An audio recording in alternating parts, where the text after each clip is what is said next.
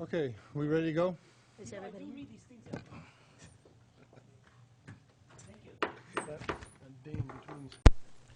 Thank you, Mr. Chair. Yes, we're in our afternoon session, regular agenda item. Oh, my apologies. Oh, we have to report out on the closed session. Right, so before we get to the regular agenda, we'll report out on a closed session that was held this morning. 2 and 16? The Board of Supervisors met in closed session to confer with its labor negotiators on regards to agenda item number 13. The agenda, excuse me, the agency designated representatives were Dania Torres Wong, Ray Espinoza, Joe Paul Gonzalez, Melinda Casillas, Mark Gregerson, Georgia Cochran, Don Bradley, and the Sheriff Darren Thompson. The employee organizations involved were Institutions Association, Law Enforcement Management, Deputy Sheriff's Association, Management Employees Group, SEI Local 521, the General Unit Employees, SEIU United Long-Term Care Workers Local 6434.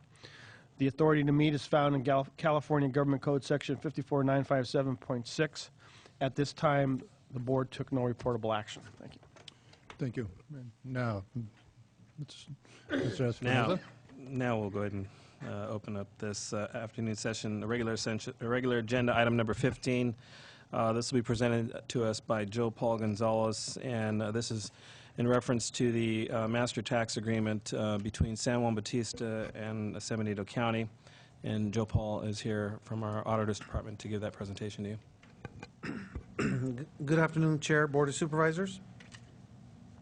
The item before you is a master property tax exchange agreement between the City of San Juan Bautista and the County of San Benito.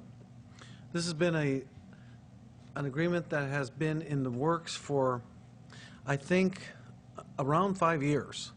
That we've been negotiating with the City of San Juan. Started off with the administrative officer for the city, Jan McClintock, and then every city manager since that time. I'm happy to say that we've come to a meeting of the minds of how we should share the property tax increment, not the property tax base, for all proposed annexations to the City of San Juan Bautista. So as part of this agreement, as I mentioned, this agreement will not affect any of the base values. So whatever the county is receiving right now in base value for an annexed property, when they annex the property, that still belongs to the county. We're only talking about the increment. How improvements on that property we will share. And the way we will share that is the city will receive 4.49%. Now, out of every property tax dollar, there are 3 TRAs in the tax rate areas in the City of San Juan Bautista. And currently, the city, in those TRAs, they receive around 19% of every tax dollar in the city TRAs. When they annex property into the city limits that come from the unincorporated county, they're not, instead of getting 19%, they're going to get 14%. I'm sorry, 4.49%, and that's because they're taking from the county share, and the county share is around 17%. So of the 17, they're going to be taking 4.49. So that's equivalent to around 27% that of what our take is. They're going to take 27%. I know this is kind of confusing. It's hard to explain to accountants, let alone to the Board of Supervisors, how the property tax administration works. I could tell you that the share that goes to the the state fire contract, that is unaffected. The state fire contract amounts that are received in property tax revenue, that pretty much stays the same. And as you know, that comes to the county to pay for our fire contract currently with the city of Hollister. And this agreement stays in place, it's perpetual, until one of the parties says, hey, you know, we want to get out of it. And so they'd have to give us 60 days notice, or we give them 60 days notice, and then this master tax agreement is no longer effective. Within 1 year, the city is going to adopt a capital improvement impact fee for the jail and juvenile justice facilities. And that amount they're going to collect, they're going to, on behalf of the county. And, you know, once, so they have a year to adopt that fee. Joe, Paul, before you Yes. get going too much further, I'm still tripping over the 17%. Now, is that 17%, is that just the increment? Yes. So that doesn't have, like, we always say we get 10 or 11 cents on the dollar. That, we're not talking about that. We're Sort talking- of. Because when, you know, let's see, there's 130 tax rate areas in the whole county. San Juan Bautista has 3 tax rate areas. In each tax rate area, you have all the agencies that share in the property tax dollar. The schools, special districts, water districts, the city, and the county. So we're only talking about increment, not base, Okay. what we currently receive. So that's going to remain unaffected. So the increment can be a higher rate than, obviously, than our base. Well, remember, that's kind of a sharing ratio. That sharing ratio is going to be based on the increment assessed valuation. So whatever we end up collecting, that adds to the amount of our distribution, tax apportionment distribution. So it changes, you know, it changes somewhat the percent that we actually receive. Okay. I'm sorry for, No, sorry for, you know, the whole ABA administration is a bit complex. But in general, I could tell you that this agreement helps the city of San Juan Bautista, and it helps the county. thank you. Mr. Chair, Joe, once that property is annexed into the city, that 17% that the county gets, and that 4.49% the city gets another part of that incremental tax too, right? No, that is the city's share That is the shitty share. of what the city. county percent would have been. That's the city's share of the county's share would have been. Okay, But because they annexed, they now get that part. okay. Let's look at it as a whole number. Before the annexation, who shares on that, is there such thing as an incremental tax before an annexation? We don't, all increment is just added to, you know, added to our county base. Because that increment, every year, whatever adds to the prior year base, and that becomes our new base for next year. Okay, so I guess the 100% of that incremental, it's divided among all these other groups you just mentioned, right? Yes. Correct. And we get 17% anytime there's an annexation in the city of San Juan, and San Juan will get a 4.49%. Well, remember, the total amount that the county gets in the current tax rate area that doesn't include any city is, let's see,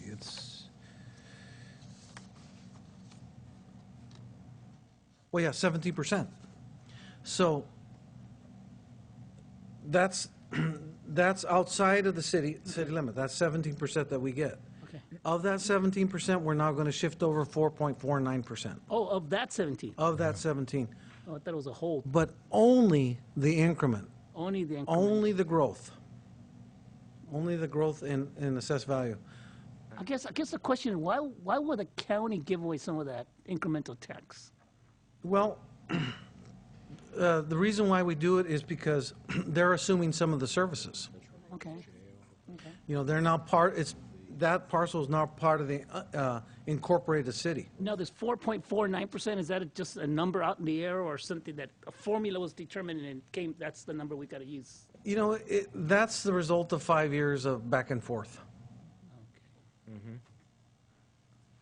Because I always believe, San Juan always gets a lot of the good stuff, all the stuff like, parking fee money, just an array of things. Free sidewalks, free, back ways, just everything. You tell him. Everything. Nothing on the west side of Hollister. Everything. It's a historical little. And then a free 3-4 big parks too. I mean, bathrooms. I haven't been involved with these negotiations at all, but I do know that in Plumas County, for a long time, they negotiated 7% of the increment to go to special districts to districts that perform the services, because we didn't have, we only had one incorporated city. So if a district was taking over the service, like a fire district, we would oftentimes negotiate 7%. So this is actually a little bit less than what they negotiated in that other county. So also, it looks like we'll be still getting 12.51% of the increment, which is really greater than our average, right? Is that an average amount? Yeah. Okay. So I think it's win-win for the city and for the county, especially since what they really have been wanting, and I know that Supervisor Botello has really been, pushing that this get finalized, because there are people who want to, have projects that they'd like to have approved, and none of that happens until this agreement's in place. That's right. That's what happened with the city of Hollister and San Benito County too, where didn't we have a long, a long time negotiating until it actually went through? There may have been a window there. Yeah. That was a little bit before my time, though. The first agreement.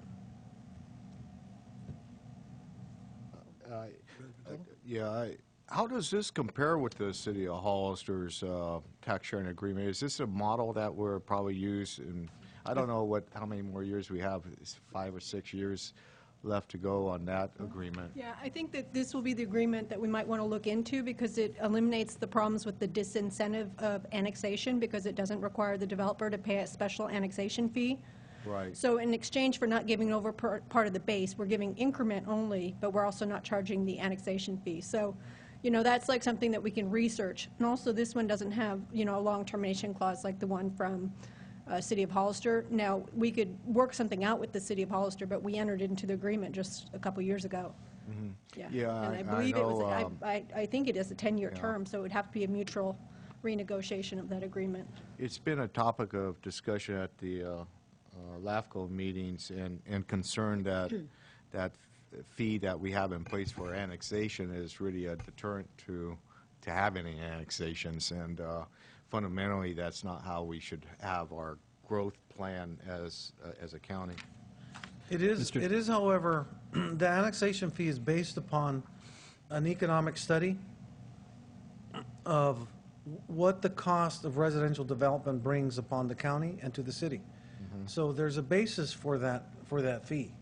It was an attempt to try to leave the county as whole as possible, and even with that huge fee, we're still behind the 8 ball. And that's finish the point that is that going by this formula, it's an ongoing revenue stream is the way I see this, whereas you get the one-time annexation fee, you're done, and 10, 20 years. The city of Hollister, we share 25% of the increment. Oh, okay. So, on top of this, we have the annexation fee with the city of Hollister. But keep in mind that San Juan Bautista is somewhat of a slow growth city. So, they're going to grow, but very slowly. And so the impact to the county is substantially less. So that's why it's lower than the city? That would be lower than that. They've had some growth lately, though. Mr. Chair, if I may? Yes. Just so the board's aware, this particular item is going to be on our retreat, discussing, kind of brainstorming. And on February 18th, we're actually going to come back to your board. Bob Braitman is going to come and kind of go over the sphere of influence within our county and also the annexation and the cost and looking at options for us to move forward with. So I just want to make sure you're aware of that. So the board is being asked to adopt the joint resolution between the city of San Juan Bautista and the county of San Benito. Hey, Joe, just one final note, just to use as a reference point. If we still had the RDAs in place, how would that affect that incremental tax base? Essentially, for purposes of apportioning taxes, we act as if it's still in place. We still have these agreements, pass-through agreements. Oh, that's right, the So, pass-through. so those agreements are still in place, and so we act as if the RDA still exists. Because actually, even though the RDAs are in wind-down phase, the obligations are still there. That's right. Yep. Okay. Any other questions from the board? Any questions from members of the public? Okay, what's the pleasure of the board? I'll make a motion to approve Resolution 2014-12 for the tax sharing agreement with, between San Benito County and San Juan Bautista. Second? There's a motion and a second. All those in favor? Aye. Those opposed? Passes 5-0. Thank you. With that, I believe the other two items have been continued to the 18th. Entertain a motion to adjourn. Well, I'll tell you, it'd be, before we hear the state of the county thing, it'd be 2015 maybe. I will second, Mr. Chair. Motion to adjourn. All those in favor? Aye. Aye. We are adjourned. Time to clips. Yeah, by the time we hear the water report, the drought's going to be over. I hope you're right. I hope you're right.